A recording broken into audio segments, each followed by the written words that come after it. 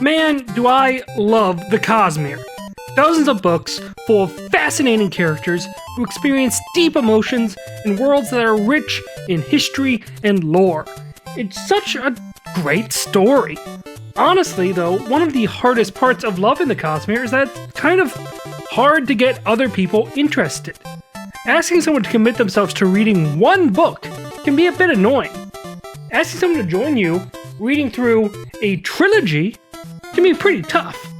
Asking someone to join you on a quest through over 20 separate books, some of which are over 1,000 pages on their own, borderline impossible. Bottom line, are you in or are you out? What are you talking? In or out of what? No time for questions, just action. In or out. Okay, well then I'm out. I'm sorry, Jet. Actually, you're already in. Now, if only there was just some other medium through which people could really get hooked on the Cosmere. Preferably visual, so people can really absorb the complex magic systems and the best CGI money can buy. You'd probably want it to be live action too, because even though animation is great, not gonna hate on animators, the mainstream viewer these days definitely prefers humans over cartoons, at least when it comes to more serious media. Some sort of movie or TV show for the Cosmere would be pretty epic. Shame that'll never happen. Just to do it right, you'd have to give the author some sort of, unprecedented levels of creative control. No studio is ever going to agree to those sorts of terms. Come on. They did what? Apple TV? Why? You people gotta tell me these things. Who makes content on Apple TV? What the heck's going on? That is what we're talking about today in this episode of Truthwatcher Corner.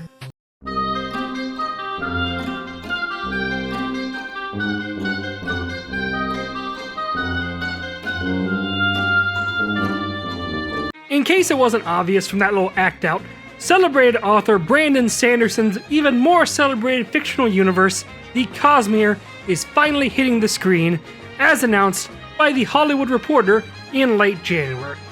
He has signed some sort of deal with Apple TV, of all people. They will have the film rights to the entire Cosmere, but they'll be starting with a Mistborn movie and a Stormlight TV show. Now, at the time of that announcement, I didn't really go into it because, truth be told, there just wasn't that much information to tell. The original article from The Hollywood Reporter was like 300 words long and just not much to go on. Given the fact that I was neck deep in my Pokemon 3D Battle Sim retrospective at the time, I figured I'd just wait until there was more to talk about. Which there is now. So I'm talking about it. You see, Brandon has another podcast called Intentionally Blank with another author named Dan Wells. I put podcast in quotes there because, by Brando's own admission, Intentionally Blank largely exists for him to do something while he's also signing his name on a trillion different books. In episode 249, the most recent episode as of the writing of this script, Brandon spent some time talking about the deal. He gave a timeline of events leading up to it, and he set some expectations for fans. For the sake of this video, I'm going to go over everything we know about the adaptations from the podcast and the original announcements. Then delve a bit into what all this means for the Cosmere books and how this might affect those, and then I'm going to give my own thoughts and feelings about the projects, both hopes and fears I have for them. With that established, let's go ahead and start looking into the facts on the ground about these adaptations. As mentioned, this deal was announced by The Hollywood Reporter at the end of January. Apple TV will be adapting the Cosmere into live action, and the first projects will be a Stormlight TV show and a Mistborn movie. Specifically, they are starting the adaptation train with that Mistborn movie. I will admit, I'm surprised to see this at all. The Cosmere is a massive bundle of projects, so tackling any of them at all is going to be a pretty daunting challenge, and I'm kind of surprised that a place like Apple is the one that finally got the ball rolling on this in a serious way. There are still some oddities, though, to this deal that are worth talking about. For starters, we have no idea how much Apple TV paid for this. We only know that it was a highly lucrative deal and that there was a lot of bidding going on, meaning Brandon was seriously shopping around different studios. Just in comparison, the Harry Potter rights were first purchased by Warner Brothers for $2 million back in 1999, which honestly seems low until you remember that only the first 4 books were out at that time. I'm imagining the Cosmere deal was significantly larger just by inflation alone, and that's not counting the big part of the deal that everyone is really focusing on. By all available reporting, Brandon Sanderson will attain, quote, unprecedented levels of creative control over these projects, greater than J.K. Rowling had for Harry Potter, greater than George R.R. Martin had for Game of Thrones, greater than seemingly any author has ever had on any adaptation of their work. What exactly that means in real, practical terms is currently unknown, though. Where the limits are for Brandon to just push back on any potential studio interference are not something anyone has felt like sharing with the general public. What's going on in there? What? That light! Oh, the red. Now, what do we know about the Mistborn movie, as that is the first project that they are working on? Answer: not much. No producers have been decided on, no directors have been hired, and no actors have been cast. Brandon did lay out a rough timeline of events moving forward, though. According to Intentionally Blank, the first thing that will be decided for the movie is the producer. Not at all an unusual place for these sorts of projects to start, but they don't always have to start that way. Before we cast anyone, we are going to find a producer. Brandon compared getting a producer to hiring a manager for a store before you hire the cashiers. So we need that person. That person is going to be very important because they're going to, it's like hiring your manager. You don't want to hire your, people to run the shop, to, your clerks or whatever, until you have someone to manage the shop. And that is who that's going to be. Brandon has some ability to recommend producers to Apple, and then he will have the final say on who gets picked after Apple approves a list of potential options. Brandon also emphasized that no directors have been picked, and they won't be until the producer is settled on, and no actors will be cast until a script is done, which according to him will be July 1st. Naturally, that's a long way off, but it does give us a timeline and some things to look forward to. There's actually an above zero chance that a producer is announced between me starting work on this video and me releasing it, as he said the producer would probably be decided sometime in March. So I imagine I pick a producer in March sometime. Brandon also talked a little bit about his philosophy going into these projects. The goal is to use what he calls the James Gunn model. That boils down to finalizing a script as soon as possible and sticking with it religiously, reshooting and reworking as little as humanly possible, if ever. Brandon says he wants to do this because the more stuff that you can finalize in the early stages of development, the less money that you will have to spend down the line, meaning a more cohesive production for him and those working on it, a final product that benefits from having as little time wasted as possible, and, theoretically, a higher potential return on investment for the people at Apple. Everyone wins, again, at least theoretically. The downsides of this model is that it gives directors less creative freedom overall, and it makes it a bit harder to change things on the fly. Now, I'm okay with both of those things, as it's Brandon's creative vision that I want to see on the screen, and I want the book that already exists to be on the big screen, not a heavily changed version of that book. I should also mention who is writing the scripts. It's Brandon! Brandon Sanderson is taking the lead when it comes to writing these screenplays. According to him, he is unlikely to be the sole screenwriter on the project, especially given various crediting rules when it comes to Hollywood productions, but our prolific author man is the tip of the spear. There will likely be some input from other people that he brings in to clean things up, and potentially directors down the line, but the goal is for every single word of the screenplay to be something that he wrote. At the time of writing this script, the progress bar on BrandonSanderson.com puts the script completion at 25%, which is a pretty good number for an assignment that's due in July. Oh, you're done already? No. I was actually thinking of going for a walk real quick. Just do the thing. It'll take you like 5 minutes. You think so? Definitely, man. Brian? Yep. He hasn't even done the thing yet. Can you believe it? The people need answers, Daniel. Yeah, the people need answers. All right. Now that about covers all the facts on the ground right now. So let's get into what this means for the rest of Brandon Sanderson's work. The thing that got us all here in the first place. The books. How do we expect this development to affect things on the paper and ink side of the aisle? One would probably assume that the extra work of writing screenplays would lead Brandon to simply not have the time to put out books at the same clip that he has.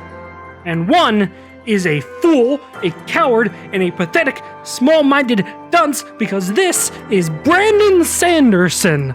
This is the man who started a video with a detailed breakdown of how much time he spent working for us and set it up so that we would all assume the payoff here is that he's taking a step back and then dropped 4 whole books on us. Adding on full screenplays for movies and TV shows is nothing to this man. It is ridiculous of you to even contemplate such a reality. You've lost your goddamn mind, Charlie! Okay, all jokes aside, this will affect the timeline of events for novels a bit, but probably not in the way that you assume. Now, this is definitely subject to change. I need to stress that.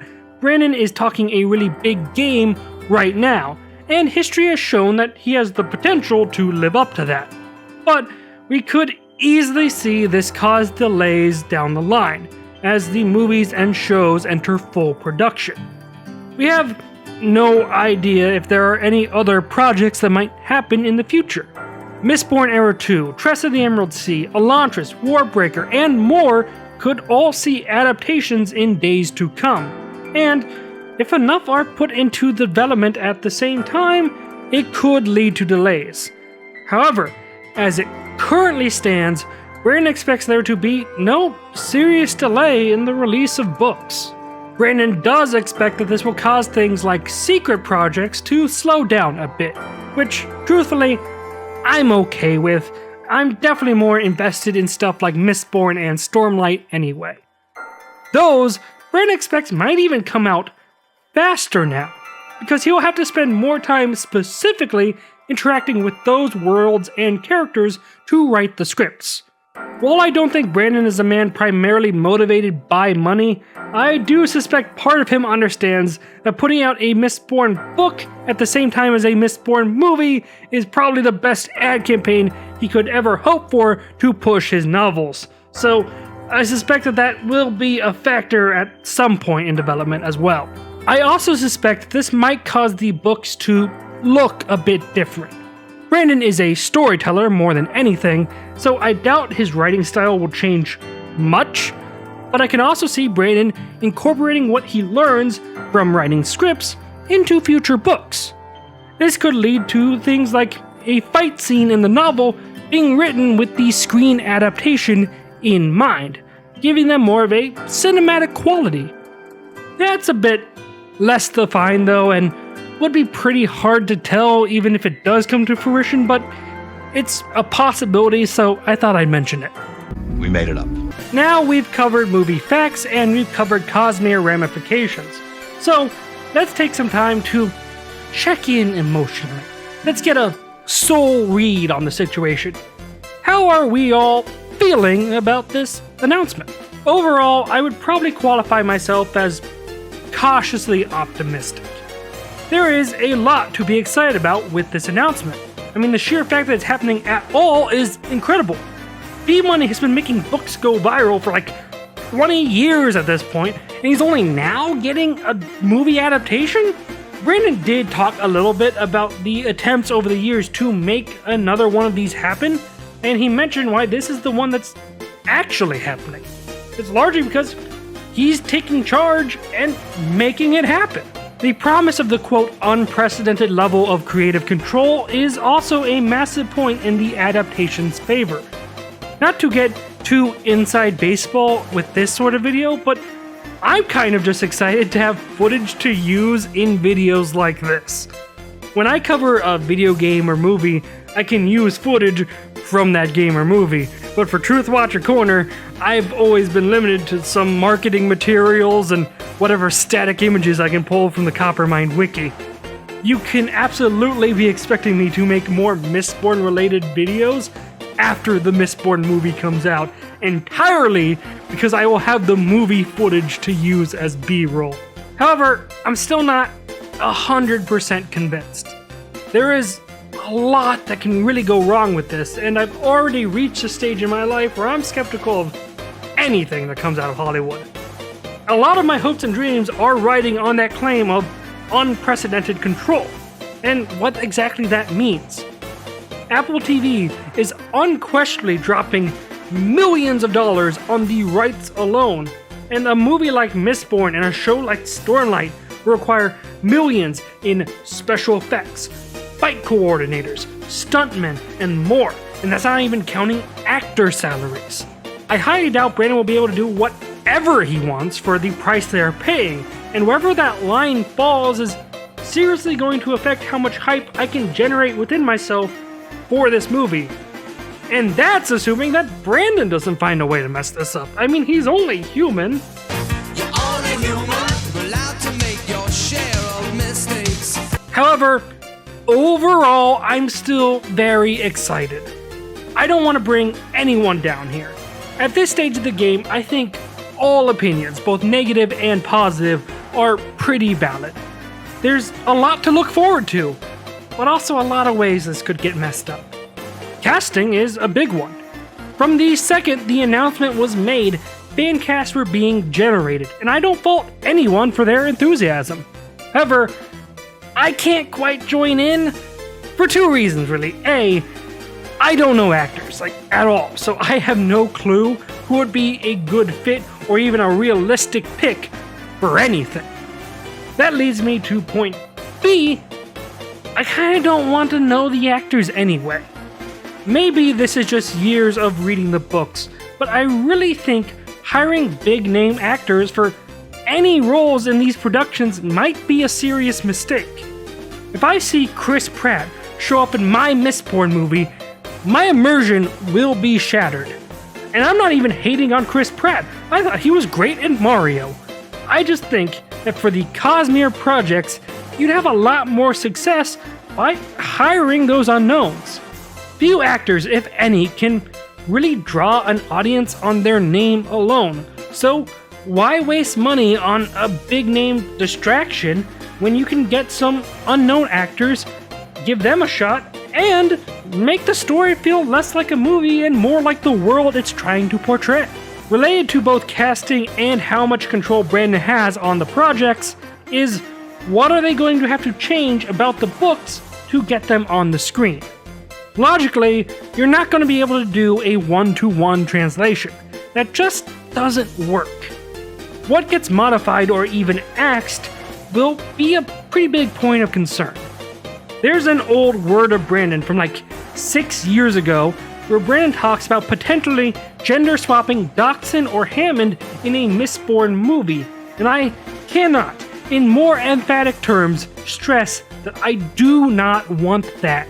Bin is easily in my top 3 Cosmere characters, and is probably on my list for favorite characters of all time. And her discovering her femininity as a girl who never had a woman to look up to and trust is one of the parts of the book that makes Bin so endearing. Shoehorning a female character into a male character's spot in that narrative would not only disappoint people who wanted to see Dox or Ham as they are on page, it would also undercut Vin's entire character arc and the struggles with her womanhood by giving her that female role model that could help guide her. Vin isn't supposed to have anyone like that until Tindwyl in Well of Ascension. As this Word of Brandon is pretty old and the movie is going to be very different, I'm really hoping that this is an idea that's left on the cutting room floor. In terms of specific scenes, I could see things getting really mushed together. A lot of Vin's party going is going to get truncated, so I could see events that technically happen on different nights at different balls all happening on the same night, such as meeting both Elend and Shan Alariel, just for an example. Normally, that is two very different nights, but the movie might fuse them together, which I'd be okay with. Another scene I can see being changed is to fuse Kelsier's first ATM heist with the burning of Trusting Mansion. Both happen close together, and it wouldn't be too difficult to rewrite Trusting into an acolyte of Strap Venture who is guarding his master's ATM. Vin's allomancy training with various crew members could turn into a montage pretty easily, and I doubt we'll get every religion Sazed normally lectures the crew about. Stuff like that is okay to leave out as long as we are not removing the core parts of the story. Things like Vin's friendship with the crew and romance with Elend, Kelsier's unshakable resolve disguised behind a flippant attitude, the absolute horrors of the ska life juxtaposed with the glitz and glamour of the nobility. I'm really excited to see allomancy in action. Most people are probably looking forward to steel pushes and iron poles, as am I, but I'm also really interested to see how they will visually convey things like bronze seeking, copper clouds, and emotional allomancy. I'm excited to see the Pits of Hathsin or the Spires of Krennic Shaw. They're going to have to do a lot of work to find someone who can pull off the Lord Ruler. That guy had such a horrifying presence in the novel, and I'm really curious to see if they can translate that to film. And the same goes for the Inquisitors. To reiterate, overall, I'm still pretty excited. I'm definitely going to have to bully some of my friends and family into watching these movies and TV shows with me whenever they come out. Which, if we're being realistic, that's probably not going to be until 2028 at the earliest. We got a lot of time to build up the hype and put all of my fears to bed. Now, you can let me know what you're looking forward to and what you're worried about, and anything else you want to tell me in the comments below. Be sure to like the video, subscribe to the channel for more, and I will see you in the next one. Until then, I'm Landon, this is Landon-Core. Bye.